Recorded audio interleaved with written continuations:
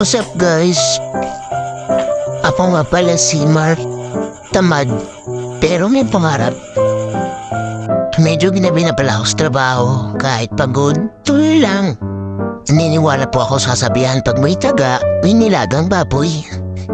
At saka sayang yung overtime, dagdag sa sahod pa rin yan eh. At saka ang hirap maghanap ng trabaho ngayon, dapat kung anong meron sa'yo, pahalagahan mo. Eto po itsura ko pag pagod. Baka puwit yan.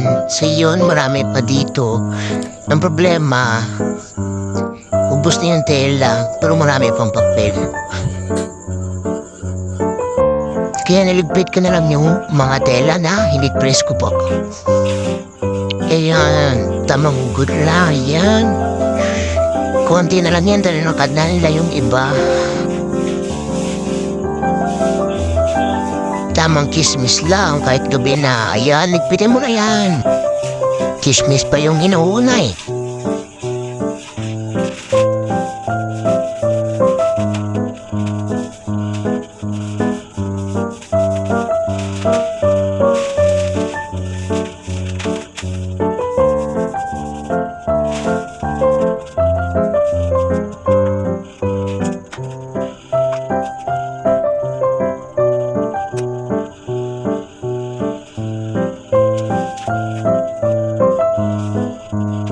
So yun, tapos na. Cooldown ko na. Pak.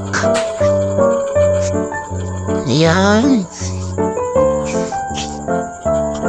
May kumapit pa na telaw. Ayan. Dagdagan ko yung speed para madali yung cooldown niya. Ayan. Tamang waiting lang sa Gedli. Ang tagal oh.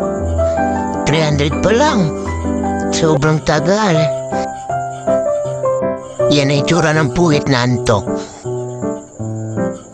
Nagpati na pala ako sa tropa ko na si Dudes. Ayan. Broom broom, saan punta? To the moon. Broom broom, skirt skirt. So yun, nagpati na ako sa bahay namin.